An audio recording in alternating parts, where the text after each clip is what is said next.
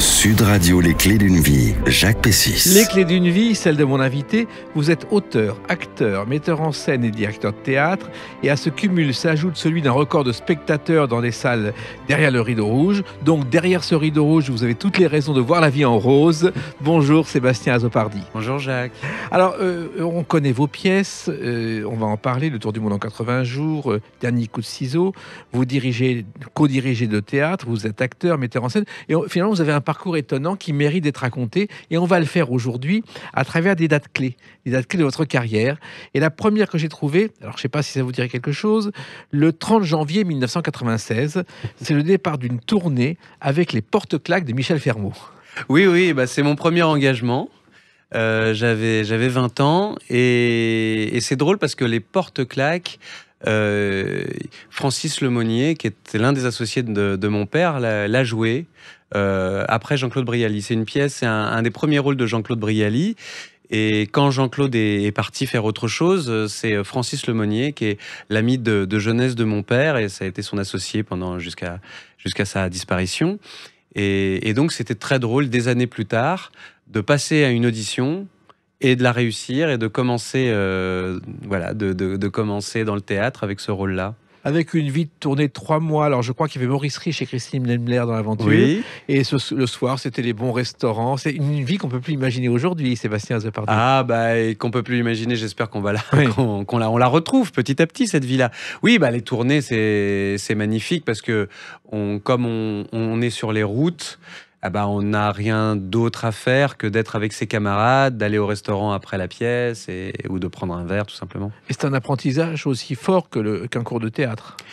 J'étais au cours Simon, moi, quand j'étais engagé sur cette pièce-là, et j'ai demandé donc un congé à ma directrice d'alors, Rosine Marga. Et donc, c'était ma 3e année, j'ai fait le début, j'ai fait la fin, et entre-temps, je suis parti en tournée. C'est vrai que la tournée, c'est un apprentissage magnifique, parce que un jour, on joue dans une salle de 300 places, le lendemain, dans une salle de 1000 places. Un jour, on est dans un vrai beau théâtre à l'italienne, le lendemain, on est dans un gymnase. Et voilà, avec une mauvaise acoustique, et il faut quand même jouer, il faut se faire comprendre. Donc oui, c'est un bon exercice. Oui, il se trouve que Les porte-claques de Michel Fermaux, c'était une des premières pièces de la série Au théâtre ce soir à la télévision, série à laquelle personne ne croyait. Il y a eu 417 émissions, et finalement le public qui venait, c'était des gens, des retraités qui bénéficiaient d'invitations données par les caisses de retraite et qui les échangeaient entre eux. C'était le public qui venait à Marigny. Oui, ceux qui venaient pour faire le public live. Exactement. Mais après, c'était diffusé à la télévision. Et là, j'espère qu'il n'y avait pas que... que cette caisse. Non, il y avait beaucoup d'autres gens. Alors, vous avez aussi travaillé à vos débuts avec Marc Mercadier, Michel Roux qu'on a un peu oublié, qui a été un des plus grands metteurs en scène du théâtre populaire et du théâtre de la comédie. Oui, alors Michel Roux, c'est un acteur, on l'appelait le roi du boulevard. Et Marthe Mercadier aussi, c'était elle est toujours vivante, mais elle ne travaille plus. C'était des acteurs qui faisaient du théâtre, qu'on appelait de boulevard à l'époque, qui est donc du théâtre populaire, de comédie, où l'essentiel était de rire. C'était souvent, c'était souvent des histoires ou de tromperie, ou de mensonges, ou de famille, etc. Et c'est vrai qu'on apprend beaucoup auprès de ces acteurs-là, parce que ce sont des métronomes, jouer la comédie, ça demande une maîtrise du rythme et de la technique très très forte. Donc d'avoir le privilège de jouer avec ces acteurs-là, ça a été encore une fois très très formateur. Et ce sont des acteurs qui étaient très populaires. Bon, ils ne faisaient pas la une des médias, mais le public les suivait. Ils faisaient des salles combles. En fait, il y a eu un moment où on arrivait à être vedette au théâtre.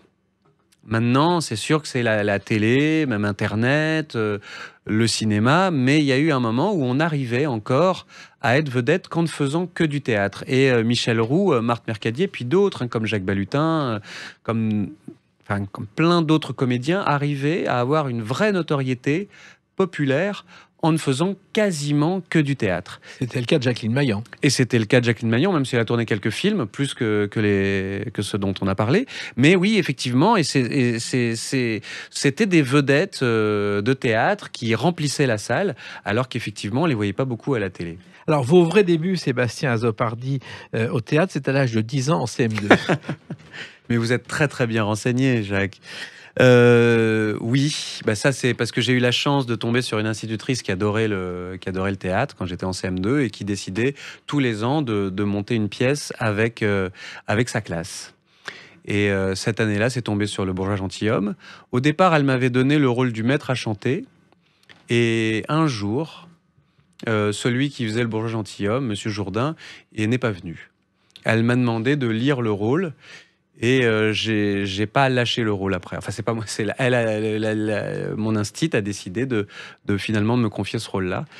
Et j'ai donc appris 5 actes, parce qu'on jouait la pièce en entier, c'était pas juste des extraits. J'ai donc appris 5 actes, heureusement en prose, parce que Monsieur Jourdain s'étonne de faire de la prose malgré lui. Et heureusement en prose, mais non, voilà, j'ai dû apprendre 5 actes à 10 ans. Et c'était magnifique parce que toute la classe participait, on devait faire les costumes, on devait fabriquer le décor, on devait concevoir les affiches. Et c'était incroyable de faire ça. Oui, et en plus, vous avez, je crois, joué un soir au Théâtre Mouffetard, oui. Mais que ça a été un déclic pour vous. C'est-à-dire qu'à ce moment-là, j'ai ressenti pour la première fois le trac. Et le trac, c'est un sentiment un peu particulier parce que ça ressemble à la peur, mais en même temps, c'est quand même une envie quand même d'y aller. On a peur, mais si on nous dit c'est annulé, on va être furieux. Donc c'est quand même dans le trac, il y a un appétit.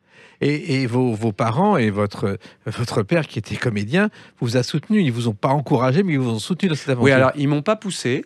Jamais ils m'ont dit il faut absolument que tu fasses du théâtre. Ils m'ont inscrit nulle part.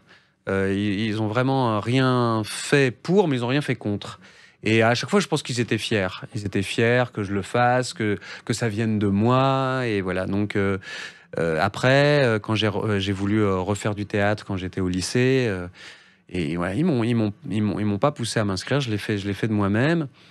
Et voilà. Et ça s'est bien passé. Et c'est vrai que le théâtre a été tout de suite quelque chose qui m'a passionné, qui m'a galvanisé. Oui. Et puis vous aviez une autre relève à assurer de quelqu'un de très célèbre, quelqu'un de votre famille dont voici la voix. Si tu veux, faisons un rêve, montant sur 2 par 3. Que je crois que vous êtes l'arrière-petit-fils de Sarah Bernard. Exactement, je suis l'arrière-petit-fils de Sarah Bernard du côté de ma mère. En fait, moi, c'était mon père qui était comédien, qui est devenu directeur du théâtre du Palais Royal avec Francis Nani et Francis Lemonnier dont j'ai parlé tout à l'heure. Et donc, le contact direct que j'avais avec le théâtre, c'est plutôt mon père. Mais dans l'histoire de ma famille et de la famille de ma mère, il y a Sarah Bernard. En fait, Sarah Bernard, c'est la grand-mère de la grand-mère de ma mère. Donc, ma mère ne l'a pas connue, mais ma grand-mère à moi a connu Sarah Bernard, puisque Sarah Bernard est morte quand ma grand-mère avait 13-14 ans. Donc moi-même, j'ai connu quelqu'un qui a connu Sarah Bernard. Voilà. C'est fou. Et d'ailleurs, au Théâtre du Palais Royal, elle a joué en 1893 une pièce qui s'appelait Les Rois. Et c'était la reine des produits dérivés. Elle a été la première, notamment aux États-Unis, à donner son nom et à apparaître sur des produits dérivés. Et il y a notamment un corset très célèbre aux États-Unis qui était acheté le corset à la baleine, le corset de Sarah Bernard, qui l'a lancé pratiquement là-bas. Mais en fait, c'est dingue, c'est qu'elle a inventé le Star System. Ça n'existait quasiment pas. Et c'est-à-dire qu'à l'époque, Sarah Bernard, on est à une époque où il n'y a pas de télé, il n'y a pas de radio, il n'y a pas de cinéma. Et elle est connue dans le monde entier, malgré tout. Et elle a fait des tournées aux États-Unis, en Angleterre, et elle a représenté la France partout. Et c'est vrai que c'est devenu une sorte de première star internationale, avec le simple média du théâtre. Alors le théâtre, justement, vous avez aussi commencé, je crois, au cours Simon, vous inventiez, vous écriviez des petites pièces pour vos camarades. Oui, c'est vrai. J'ai commencé à vouloir écrire assez tôt. Et au départ, évidemment, c'était mes camarades du cours Simon qui étaient dans mes spectacles. Alors, on arrivait à jouer parce qu'il y en avait un qui venait de telle ville. Il arrivait à convaincre son maire de nous prendre une représentation. Puis un autre de la troupe venait de telle autre ville. Donc, on faisait des petites tournées comme ça de 5-6 dates. Mais c'est pareil, c'était très formateur parce qu'il fallait écrire, mettre en scène, jouer le spectacle et on apprenait beaucoup. Et votre formation a été complétée par l'un des pionniers de la réalisation à la télévision, qui est Marcel Bluval, Sébastien. Ah, j'étais son assistant sur une pièce qui s'appelle À tort et à raison, dans laquelle il y avait Michel Bouquet et Claude Brasseur. Et c'est une très très belle pièce. Et c'est vrai que ça a été très, très agréable. En fait, on se rend compte qu'on apprend énormément de nos anciens. La transmission, c'est hyper important, notamment dans notre métier, qui est un métier oral et qui est un métier éphémère. Il y a peu de traces de théâtre. Il y a évidemment quelques captations, mais c'est une minorité de pièces qui sont captées, dont on peut retrouver la trace aujourd'hui. Et les pièces anciennes, évidemment, plus on remonte dans le temps, moins on a de traces. Et c'est vrai que la transmission orale est hyper importante. Oui. Donc quand on rencontre Marcel Bluval, Michel Bouquet, Claude Brasseur, et qu'on est confronté à ces monstres-là, c'est vrai qu'on apprend énormément de choses. Oui. Et Marcel Bluval, pour l'histoire, c'est lui qui a inventé les premiers feuilletons télévisés, l'inspecteur Leclerc notamment, qui a ouvert la voie à toutes les séries d'aujourd'hui. Voilà. Et vous avez aussi ouvert une voie. On va en parler dans quelques instants à travers une autre date, le 15 octobre 2003. A tout de suite sur Sud Radio avec Sébastien Azopardi. Sud Radio, les clés d'une vie, Jacques Pessis. Sud Radio, les clés d'une vie, celle de mon invité Sébastien Azopardi. On parlera tout à l'heure de vos succès et de votre nouvelle pièce, L'embarras du choix.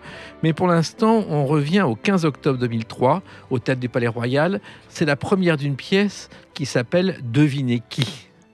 Oui, alors on a appelé Devinez qui parce que c'était adapté d'un roman d'Agatha Christie très célèbre que tout le monde connaît sous le nom de Dix Petits Nègres. Ouais. Et déjà en 2003, les héritiers d'Agatha Christie ne voulaient plus que le nom d'Agatha Christie soit associé au mot de nègre. Et donc il a fallu trouver un subterfuge parce que ce qui était compliqué, c'est qu'à ce moment-là, on ne parlait pas encore aussi fréquemment qu'aujourd'hui de changer ces termes-là. Donc tout le monde connaissait le roman sous le nom Dix Petits Nègres. Il n'y avait pas encore de polémique, en tout cas en France. Et donc, il fallait deviner qui est une sorte de titre un peu slogan qui nous permettait d'interroger le spectateur sur le titre qu'il connaissait, qu'on a eu le droit de mettre en dessous, voilà, d'après Dix Petits Nègres d'Agatha Christie. Voilà, et d'ailleurs M6 a repris le principe avec Ils étaient 10. Oui, maintenant c'est le titre officiel, parce que du coup ça a été changé dans le monde entier. Et le titre officiel, maintenant, c'est Ils étaient 10. Voilà. Et ce qu'on ne sait pas, c'est qu'au départ, Agatha Christie, elle n'aurait jamais dû écrire de roman. Son rêve, c'était d'être cantatrice. Elle vient un jour à l'Opéra de Paris, elle tombe folle amoureuse de cette salle, et elle va venir en France pendant 2 années, à Pau et à Paris, pour apprendre l'histoire, la géographie et la langue de Molière. Et quand elle parlait français, elle avait l'accent du Sud-Ouest. C'est assez étonnant. Et finalement, elle a essayé un jour de chanter, ça s'est mal passé, et elle s'est heureusement, maintenant... Et les Dix Petits Nègres, c'était un moment formidable. C'est la première fois que j'ai un texte, c'est donc l'adaptation à la fois de la pièce et du roman, parce que j'ai fait un petit mélange. Et c'est la première fois que j'avais un de mes textes qui se jouait dans un grand théâtre. Et ça a été un très, très, très gros succès. Et c'est la première fois que j'ai eu une nomination aux Molières. Tout à fait. Pour l'adaptation. Et finalement, ça s'était fait parce que parce que c'était la famille, parce qu'on vous faisait confiance. Qu'est-ce qui avait décidé? Parce que Francis Nani croyait en vous. Oui, je pense qu'il croyait en moi. Le projet était excitant. Il a tout de suite plu à Bernard Murat qui a fait la mise en scène, qui était vraiment qui est toujours un metteur en scène très très important de la scène privée parisienne.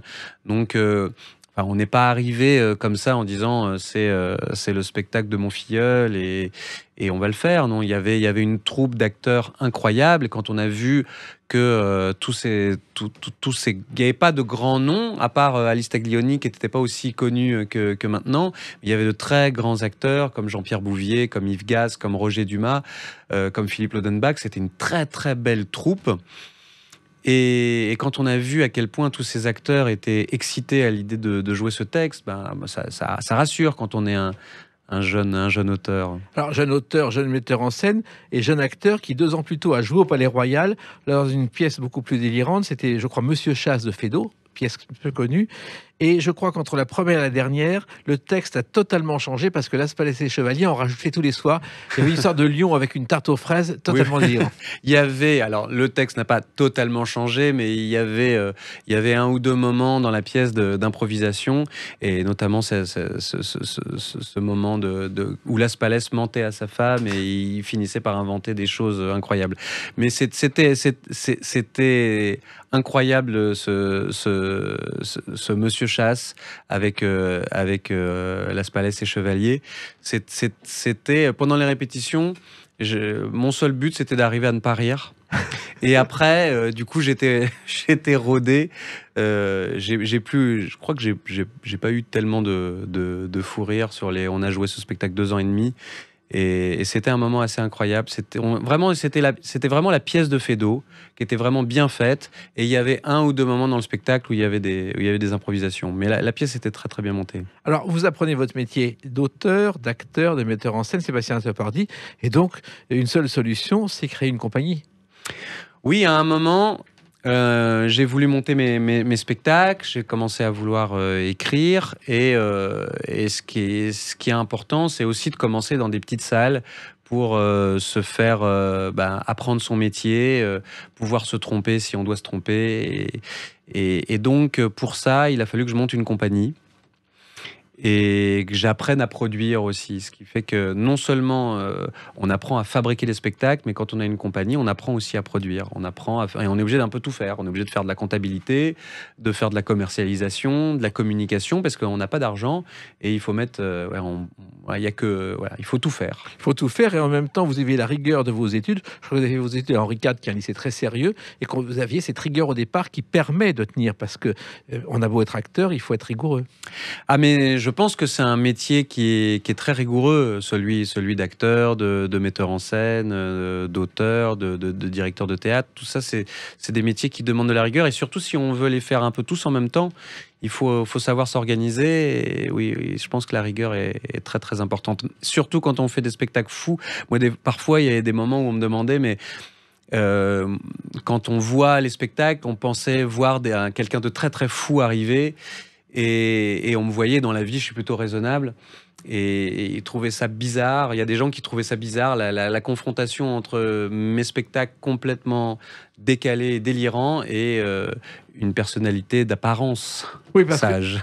Le style, c'est votre image de marque, c'est des classiques, le mélange du classique et de la dérision, car la dérision est importante pour vous. Alors, les classiques, j'en ai fait pas mal. Il y a aussi les adaptations comme Le Tour du Monde en 80 jours, qui est l'adaptation d'un classique, mais qui est complètement délirant. Oui, j'aime bien faire au théâtre ce qu'on n'a pas l'habitude de voir au théâtre. Je pense qu'on va en parler avec les spectacles au fur et à mesure. Je ne le savais pas forcément au départ, quand j'ai démarré, que j'allais me diriger sur cette voie-là, sur le décalage, sur le fait de raconter toutes ces histoires qui d'habitude, jusque-là, n'avaient pas eu leur place au théâtre. Mais petit à petit, ça s'est posé comme une évidence.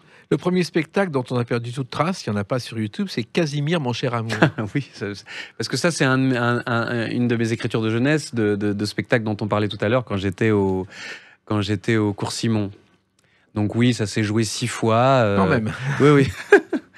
Et en fait, j'avais gagné un concours au théâtre de Boulogne-Billancourt, qui est un théâtre qui n'existe plus, qui s'appelait le TBB. Et la récompense, c'était d'avoir le droit de jouer le texte de son choix pendant 3 jours la saison suivante. Et au lieu de reprendre un classique, je me suis dit, tiens, je vais écrire une pièce. Voilà. Et vous avez ensuite utilisé d'autres classiques, mais à votre manière. Il y a eu Rabelais, La Fontaine et Voltaire, les classiques contre-attaque. Là aussi, ça a été surprenant. Là, c'est vraiment le déclic de votre style, Sébastien Topardi. Oui.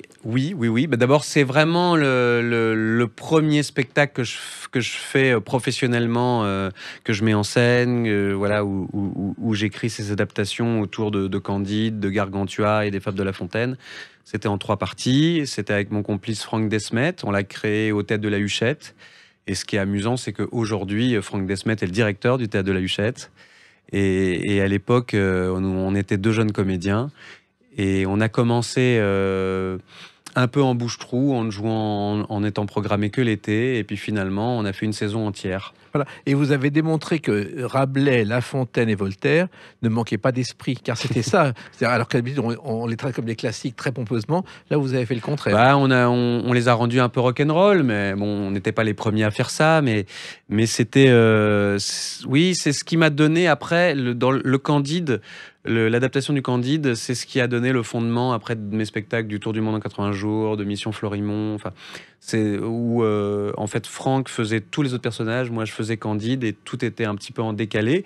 On racontait vraiment l'histoire de Voltaire. Il y avait vraiment tous les fondements, l'ADN du conte de Voltaire, mais en même temps, il y avait un décalage qui permettait de s'adresser vraiment à la génération d'aujourd'hui. Oui, car c'est important de toucher le public d'aujourd'hui avec le théâtre. Il y avait Rabelais dedans. Vous savez qu'on a publié des romans posthumes de Rabelais qui sont des faux. Il y en a une dizaine qui circulent. On a démontré aujourd'hui que c'est n'importe quoi, que c'est quelqu'un qui les a écrits.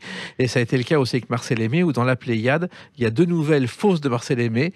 Personne ne s'est rendu compte à l'époque et ça n'a troublé personne. Alors, il y a eu ensuite autre chose, c'est Le Barbier de Séville, qui a été aussi un autre classique, mais à votre manière, Sébastien Azopardi. Alors, Le Barbier de Séville, c'est drôle parce que les gens venaient, ils pensaient que j'avais changé le texte. J'ai pas changé une virgule du Barbier de Séville, mais les gens riaient tellement qu'ils pensaient que j'avais fait une adaptation et que j'avais transformé le langage de Beaumarchais en quelque chose de contemporain. Et c'est pas vrai. On disait le texte exact de Beaumarchais, il n'y a pas une virgule n'a été changée. Mais j'ai essayé de faire le spectacle le plus réjouissant que je pouvais faire. Et les gens riaient. Alors, c'était dans des petites salles. J'ai commencé dans une petite salle qui s'appelait le Théâtre des 5 Diamants. Puis après, on a été au Lucernaire. C'est le premier spectacle que j'ai fait au Lucernaire. Et les gens riaient comme une pièce avec la fréquence d'une pièce contemporaine, d'une comédie contemporaine. Et comment ça s'explique, ça ? Bah, j'ai pas du tout. On jouait vraiment les situations. J'ai pas du tout tourné. J'ai pas fait de gag en dehors de la pièce. On racontait vraiment l'histoire. Mais je sais pas, je devais avoir la vis comica. Alors, on a beaucoup ri aussi lorsque Le Barbier de Séville a été adapté par Rossini, mais pour des mauvaises raisons, parce que la première à Rome a été une catastrophe. La guitare était désaccordée, elle s'est cassée, on a dû la changer en public et un chat a traversé la scène. Donc ça a été un délire total, mais ça s'est rattrapé ensuite puisque Le Barbier de Séville de Rossini est aussi devenu un classique. Oui, Dieu merci. Alors, un autre classique, on en parle à travers une autre date, le 10 mai 2006. A tout de suite sur Sud Radio avec Sébastien Azopardi. Sud Radio, les clés d'une vie, Jacques Pessis. Sud Radio, les clés d'une vie, celle de mon invité Sébastien Azopardi. On parlera tout à l'heure de votre nouvelle pièce, L'embarras du choix.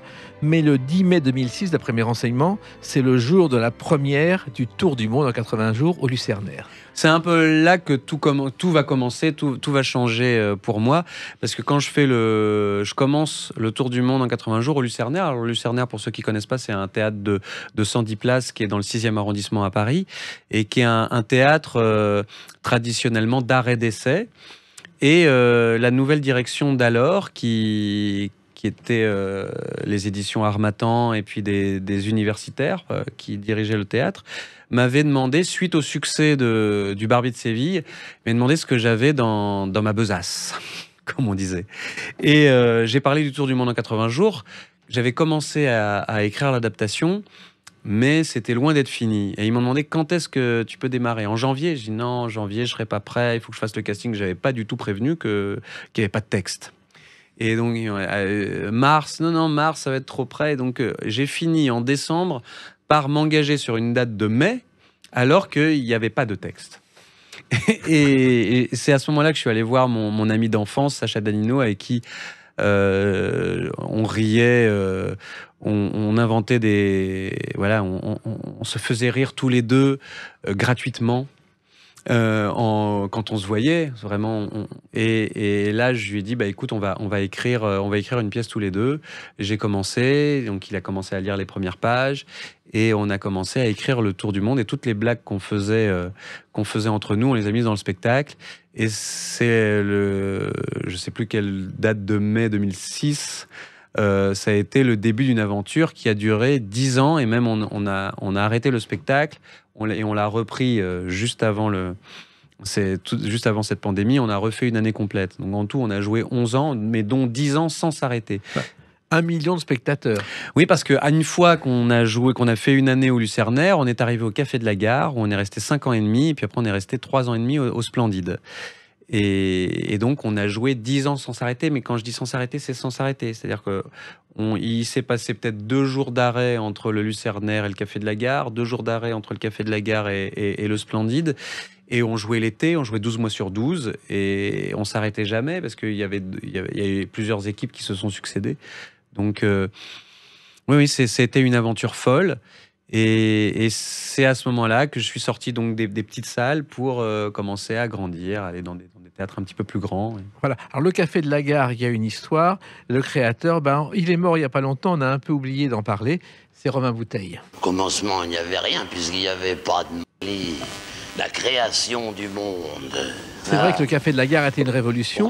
Et les premiers soirs, quand il y avait salle comble, il y avait un jeune comédien qui s'appelait Patrick Devers, qui avait un peu bu. Il sortait avec un tuyau d'arrosage et il arrosait le tout Paris, qui ne pouvait pas rentrer et qui fuyait comme ça. C'est inimaginable. Ah oui. Non, mais aujourd'hui, au Café de la Gare, dans les années 70, il y avait la roue et on tirait le prix du ticket au hasard. Oui. On pouvait se retrouver à payer plein tarif, comme on pouvait être invité, ou payer un demi-tarif, et on ne savait pas en arrivant. Mais quand on jouait le Tour du Monde en 80 jours, ça ne se faisait plus. Mais c'est un théâtre magique, parce qu'il y a une ambiance, et il y a une ambiance dans la salle qui est folle, et qui allait très très bien avec le Tour du Monde. C'est fou, parce que quand on a installé le Tour du Monde au Café de la Gare pour la première fois, on a l'impression que la mise en scène, elle était faite pour ce théâtre-là, alors qu'on ne l'a pas créé. Mais moi, c'était le théâtre dans lequel j'avais envie d'aller avec ce spectacle. Et après, quand ça a cartonné au Café de la Gare, j'ai eu plein de propositions pour aller dans des entre guillemets plus belles adresses, et moi je voulais pas quitter le Café de la Gare. Je trouvais que c'était le théâtre le plus adéquat pour jouer ce spectacle. Alors, le Tour du Monde en 80 jours, il y a quand même plusieurs continents, des éléphants, c'était un pari totalement fou d'en faire une pièce de théâtre avec 5 personnages. C'est à ce moment-là où j'ai commencé à vouloir faire des spectacles, faire sur scène des choses qu'on n'avait pas l'habitude de voir au théâtre. Et là, le but, c'était de faire un film d'aventure, une comédie d'aventure au théâtre, avec 5 comédiens qui allaient jouer tous les personnages. Et à ce moment-là, en 2006, c'était pas du tout la mode de faire un spectacle de troupe où les comédiens allaient assumer d'aller jouer plein de personnages différents. Et on l'assumait tellement qu'on le disait sur scène. Il disait non, machin peut pas venir. Ah bon, pourquoi? Parce que c'est moi qui fais les 2 rôles. Voilà. Et voilà. Et tout le spectacle était fait comme ça. Et le public nous a suivis avec un ton qui était à l'époque complètement nouveau, ou de nouveau. Oui, en même temps, vous imaginez pas un tel succès, Sébastien Zopardi. On peut pas, quand on démarre un spectacle, on peut pas se dire ça va durer 10 ans. C'est impossible, on peut pas prévoir ça. Mais c'est vrai que ça a été un moment magique. Vous avez inventé ce qu'on appelle le road movie au théâtre. Exactement, c'était important. Et c'est vrai que je l'avais expérimenté avec l'adaptation du Candide dans les classiques contre-attaque à la Huchette.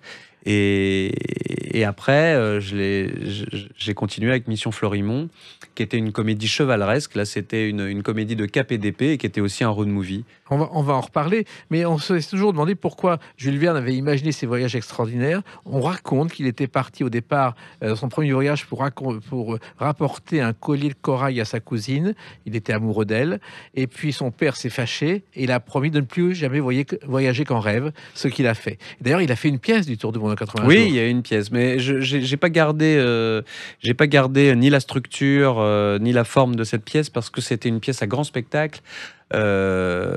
Et moi, c'était le contraire. Je voulais faire le contraire. Je voulais faire une comédie de tréteau avec 3 bouts de ficelle. Et la pièce de Jules Verne, c'était une pièce avec une grosse machinerie où il y avait un bateau, un train sur scène. Et moi, j'ai fait ça avec 2 cubes. Voilà. Et en même temps, en gardant l'humour de Jules Verne et en le développant, parce que Jules Verne avait de l'humour. Oui, dans le roman de Jules Verne, il y a plein d'humour, notamment dans la création de ses personnages et dans la confrontation de ses personnages entre l'anglais, le français, le personnage Phileas Fogg qui est anglais, son Passepartout qui est français. Déjà, il y a beaucoup d'humour.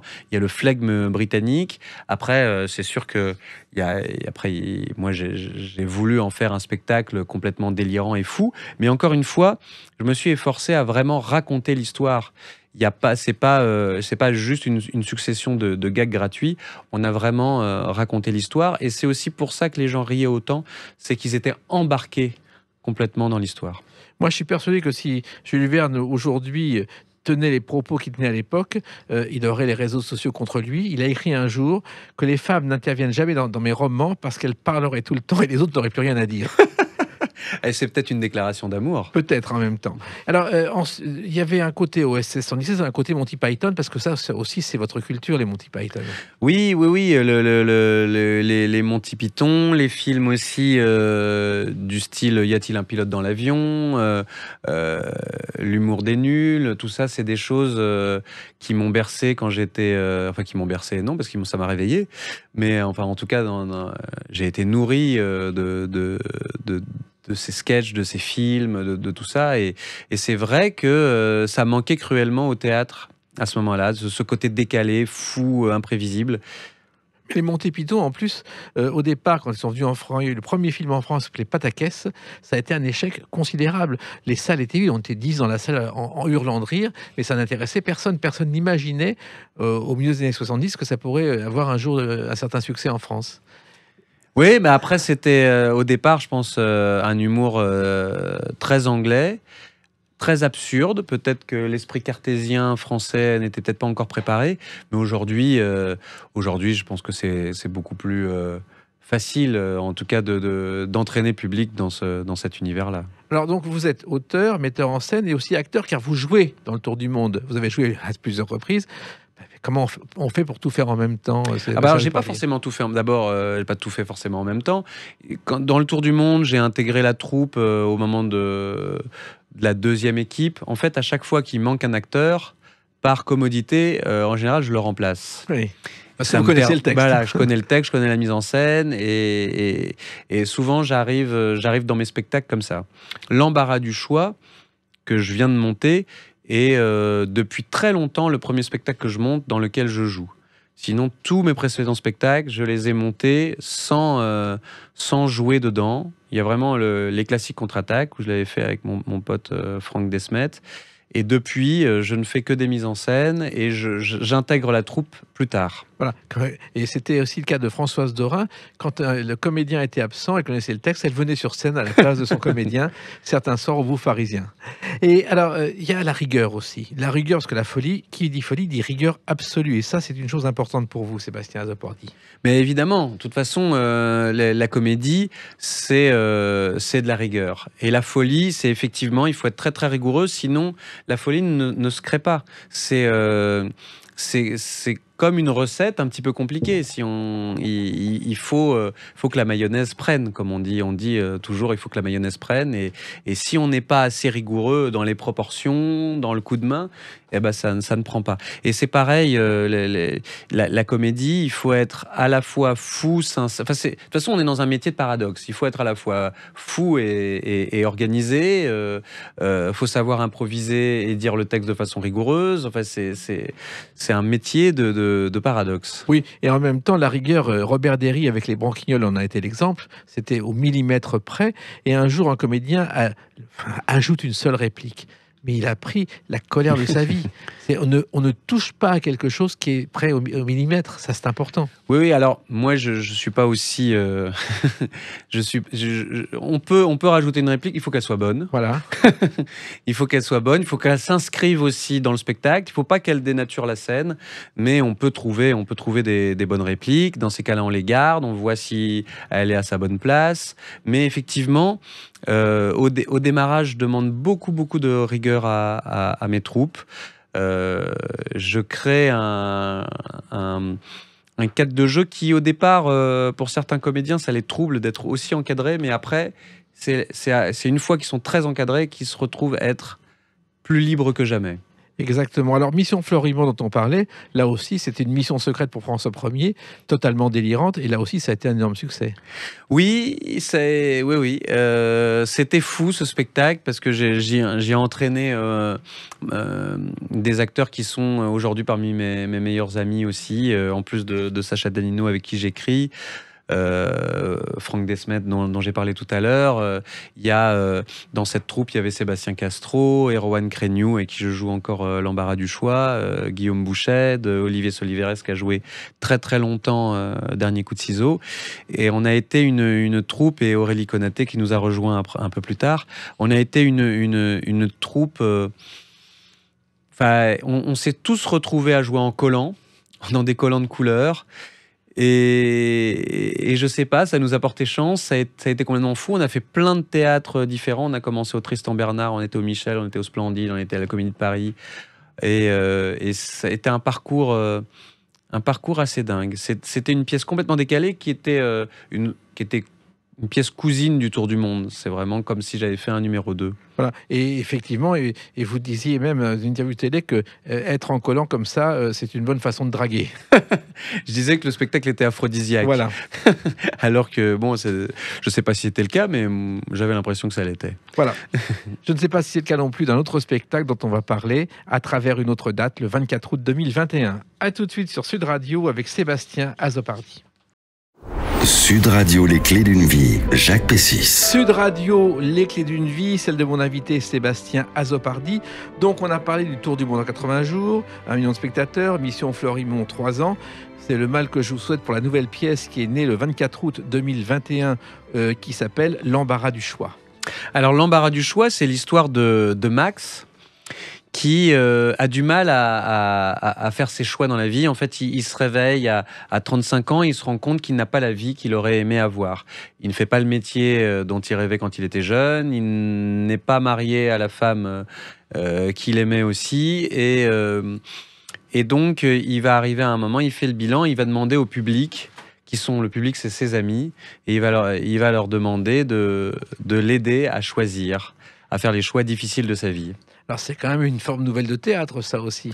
Alors j'ai expérimenté ça avec Dernier coup de ciseau, qui est un spectacle où le public mène l'enquête avec le capitaine de police, qui joue depuis 10 ans au Théâtre des Mathurins.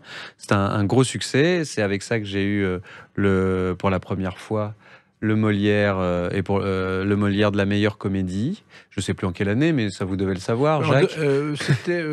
Oui, c'était... Non, je ne sais plus. Vous ne savez plus. Je sais qu'il y a eu 2700 en représentation. Oui, on n'a pas encore fait les 3000 à cause de la pandémie. Voilà. Mais c'est un gros succès. C'est un spectacle vraiment interactif, complètement joyeux, complètement fou. Et avec l'embarras du choix, c'est une autre forme d'interaction parce que là, c'est pas un Dernier coup de ciseau, c'est comme un jeu, comme un Cluedo. Là, c'est vraiment, j'interroge sur des vrais choix de vie. J'essaie d'interroger tout en nous amusant, avec le ton de la comédie, mais vraiment en réfléchissant vraiment sur est-ce qu'il faut tromper, trahir, garder un secret, être honnête. J'essaye. Alors évidemment, le public, lui, n'a qu'une envie, c'est que je trompe, que je trahisse, que je mente.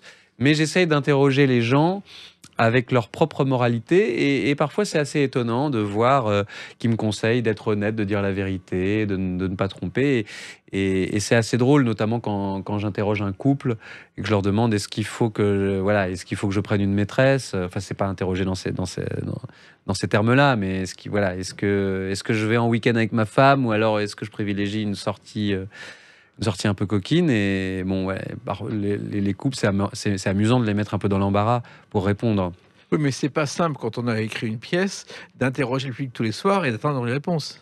Il y a plein de scénarios qui sont prévus. C'est vraiment une pièce où le public va faire évoluer au fur et à mesure de la soirée. Et 2 soirs de suite, ce sera pas la même pièce. Parce que une fois qu'on a fait le premier choix, ça a des conséquences. Donc on va voir les conséquences de ce choix. Et puis après, on va être arrivé à un deuxième nœud dramatique où il va y avoir un autre choix. Et donc la soirée la pièce va évoluer, et le destin du héros va évoluer complètement différemment d'un soir à l'autre. Est-ce que je vais avoir un enfant? Est-ce que je vais quitter ma femme? Est-ce que je vais trahir un ami? Voilà, toutes ces réponses-là que le public va me donner va transformer complètement la pièce d'un soir à l'autre. Oui, mais est-ce que tout est préparé ou est-ce que quelquefois il y a une certaine improvisation? Alors l'improvisation, elle n'existe que dans le contact que j'ai avec le public. Sinon, tout le reste est préparé. C'est des scénarios qui sont préparés, qui sont écrits.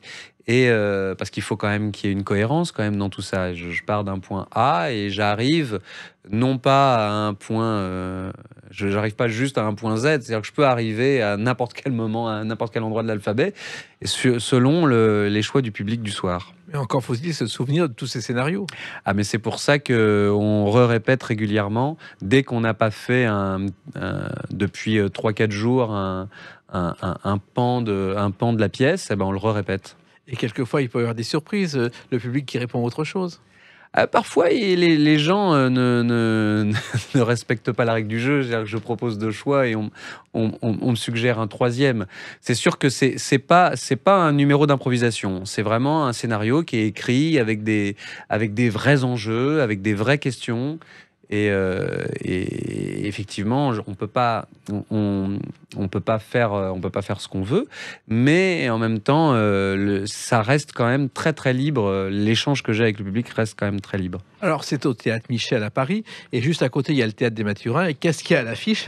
Dernier coup de ciseau de Sébastien Azopardi. Oui, dans la rue des Mathurins, on peut pas me rater. Voilà. Car effectivement, être à 2 endroits différents à quelques mètres, c'est rarissime. Alors c'est rarissime et c'est merveilleux parce que du coup, tous les soirs, les 2 troupes peuvent se retrouver. Et moi, comme j'ai tous mes copains à côté, et parfois, quand on joue dans un autre quartier, ben, c'est beaucoup moins facile. Là, au moins, tous les soirs, on se retrouve. Et ça, c'est incroyable. Alors, dernier coup de ciseau, on a commencé à en parler. D'abord, le Molière, c'était en 2010. Ah, ben voilà, je savais que vous aviez la date. Alors, on a retrouvé. Et au départ, c'est une pièce d'un Allemand, Paul Portner, en 63, qui était une expérience destinée à analyser les effets de groupe et qui est devenue un succès international. Oui, parce que les Américains ont senti le potentiel comique de ce procédé. Au départ, Paul Portner en faisait une étude plutôt, c'était du théâtre sociologique. Et les Américains, Bruce Jordan et Marilyn Abrams, ont transformé ça en comédie. Et moi, quand je suis allé voir ce spectacle, je ne savais pas du tout ce que j'allais voir. C'est mon agent Dominique Christophe qui m'a proposé d'aller le voir. Donc je suis allé le voir à Washington. Et quand j'ai vu dans la salle le public qui réagissait, qui traitait les acteurs de menteurs, qui essayaient de donner leur avis, de résoudre l'enquête, j'ai trouvé ça incroyable. Et j'ai ramené ça en France. Et ça a été un gros succès, en fait, que ça se joue toujours. Oui, c'est-à-dire que là aussi, c'est du théâtre interactif. C'est-à-dire comment on part d'une pièce pour... là, il y a de l'improvisation. Oui, il y a de l'improvisation. L'enquête change aussi tous les jours. Vraiment, le coupable va être désigné en fonction des indices qui vont être révélés ou non par les spectateurs. Donc, c'est assez fou. Le spectacle continue pendant l'entracte. Le capitaine va voir tous les spectateurs pour leur demander si on n'a pas raté quelque chose dans l'enquête, etc. Et c'est quelque chose d'assez réjouissant, d'assez fou. Cet entracte, on le fait dans la rue, on se retrouve à bloquer toute la rue avec les spectateurs, et ça c'est assez dingue. Ça donne une vie au quartier de la rue des Mathurins qui devient, enfin qui est le théâtre investit la rue au moment de l'entracte. Et puis, voilà, c'est ce genre de spectacle complètement fou que j'ai aussi expérimenté avec la Dame Blanche, où là, on jouait dans tout le théâtre, on jouait à 360 degrés, au théâtre du Palais Royal, puis au théâtre de la Renaissance. Et c'est vrai qu'à chaque fois que je peux avoir l'opportunité de faire quelque chose qu'on ne voit pas, qu'on n'a pas l'habitude de voir au théâtre, eh ben c'est un défi que je me lance. À chaque fois, je me lance un nouveau défi. La Dame Blanche, c'était une pièce qui a eu aussi beaucoup de succès. C'était un roman aussi. Ça a été publié. Alors, c'était pas un roman. Enfin, il y a peut-être un roman qui s'appelle La Dame Blanche, mais le spectacle, ma pièce La Dame Blanche, c'est une pièce originale. C'est une pièce originale. Et d'ailleurs, La Dame Blanche, c'est le nom qu'on donnait à la veuve de Fausto Coppi, qui a été le grand coureur des années 50. Elle allait sur sa tombe en blanc, et on l'appelait pour ça La Dame Blanche. Alors, cette pièce, justement, ce rôle interactif, c'est quand même un gros travail, c'est une folie. Comment on arrive à avoir la rigueur pour que cette pièce interactive puisse ne pas tomber dans quelque chose de classique? Ah bah déjà quand c'est interactif, déjà c'est pas classique, mais en fait dans l'embarras du choix, évidemment il faut beaucoup travailler parce qu'il y a c'est comme un Rubik's Cube. Et tout le principe de la pièce, c'est de donner l'impression que tous les soirs finalement, que les gens, il y a plein de gens qui me disent mais en fait les gens te disent toujours la même chose. Or c'est faux, ils disent pas tout le temps la même chose. Vraiment, il y a un soir, on va me demander de mentir, le lendemain, on va me demander de dire la vérité. Et vraiment, on va me conseiller. C'est assez régulier d'ailleurs. Il n'y a pas. Il n'y a pas de réponse universelle et j'interroge les gens individuellement pour justement ne pas avoir de moyenne. Parce que si j'avais la moyenne, là, effectivement, la moyenne des réponses me ferait faire le même spectacle tous les soirs. Donc, ce serait tricher. Non, là, le spectacle change vraiment tous les soirs. Nous, quand on démarre la pièce, on ne sait pas quel destin on va avoir en tant que personnage. C'est vrai pour le mien, mais c'est vrai pour tous les autres personnages. Et ça, c'est assez excitant. On ne connaît pas exactement l'histoire que nous allons raconter soir après soir, mais on est quand même bien préparé. On a beaucoup répété pour donner cette illusion qu'on aurait pu écrire cette pièce-là de cette façon-là. Alors, celui qui a été le premier à inventer ce théâtre interactif, vous connaissez sa voix. Je suis comédien et j'adore mon métier, mais évidemment, j'ai l'impression de le faire mieux lorsque les personnages que j'ai à interpréter sont fatalement plus intéressants. Robert Hossein. C'est vrai que Robert Hossein a commencé les pièces policières avec Frédéric Dard, qui était son meilleur ami. Et il a notamment mis en scène des spectacles où il y avait Marie-Antoinette. Alors, je ne sais pas si vous avez vu ce spectacle. À la fin, on devait voter pour ou contre sa mort. Et un soir, il y a des spectateurs. Il y avait une boule blanche et une boule noire à l'entrée. Boule blanche, on votait la vie. Boule noire, la mort. Les spectateurs arrivent et rendent les boules en disant « On est suisse, on n'a pas le droit de voter ». C'est extraordinaire. Et là aussi, ça a été un point de départ, Robert Hossein. Bah oui, c'est vrai qu'il a lancé, ce goût de l'interaction avec le public, notamment pour le vote final. Dans Dernier coup de ciseau, il y a aussi un vote final pour désigner le coupable. Et du coup, la résolution change d'un soir à l'autre. Et ce qui est drôle, c'est qu'avec Dernier coup de ciseau, on a inauguré un théâtre Robert Hossein devant Robert Hossein à Lourdes. Et ça, c'était assez dingue parce que quand je parlais de transmission au début de l'entretien, c'était un moment très important. C'est vrai. Alors, comme vous avez encore un peu de temps de libre entre acteur, metteur en scène et interprète, vous dirigez ou co-dirigez deux théâtres, le Théâtre Michel et le Théâtre du Palais Royal. Oui. Ça, c'est quand même beaucoup de choses et c'est autre chose. Oui, c'est une autre façon de faire du théâtre aussi. Mais en fait, quand j'ai commencé à faire ma compagnie, à monter ma compagnie, dont on parlait tout à l'heure, j'ai appris à la fois travailler sur la communication, la commercialisation, les budgets, voilà. Et du coup, après, c'est dur de lâcher ça. C'est dur de se dire... Enfin, moi, j'estime aujourd'hui, quand on monte un spectacle, à quoi ressemble l'affiche, c'est très important. Comment va être l'ensemble de la communication. Et ça fait partie de mon boulot créatif. Et même quand je travaille pour d'autres spectacles, pour des spectacles de mes confrères que je vais produire, que ce soit au Palais Royal ou au Michel, j'ai l'impression de faire du créatif. J'ai pas du tout l'impression de faire de l'administratif. Et de toute façon, j'ai une équipe derrière moi qui fait l'administratif. Et du coup, je surveille de loin. Voilà. Mais en même temps, on vous doit un des plus grands succès du théâtre, qui est Edmond. Ouais, Edmond. Vous en êtes à l'origine. Oui, enfin, c'est Alexis Michalik qui est à l'origine de sa propre pièce, mais quand il m'a envoyé le texte, qui était un scénario de cinéma au départ, je l'ai lu comme on peut lire un roman de façon compulsive, quoi. C'était déjà complètement incroyable à l'état de scénario. Moi, je lui ai posé une seule question, j'ai dit combien d'acteurs, parce que évidemment, quand on lit un scénario de cinéma, on n'est pas limité par le nombre d'acteurs. Il m'a dit, je pense une douzaine. Je dis, bon, ok, allez, on y va. Ça s'est limité à ça. Hein. Le moment, ça a été très, très rapide. J'ai convaincu Francis Nani assez rapidement de faire ce spectacle. Je lui ai dit qu'il fallait foncer, qu'il ne fallait pas réfléchir. Et c'était l'instinct du comédien, de l'auteur, de l'acteur ? C'est un petit peu tout à la fois. Quand j'ai découvert Le Porteur d'Histoire à Avignon, je ne l'ai pas découvert en tant que producteur, j'ai découvert en tant que spectateur.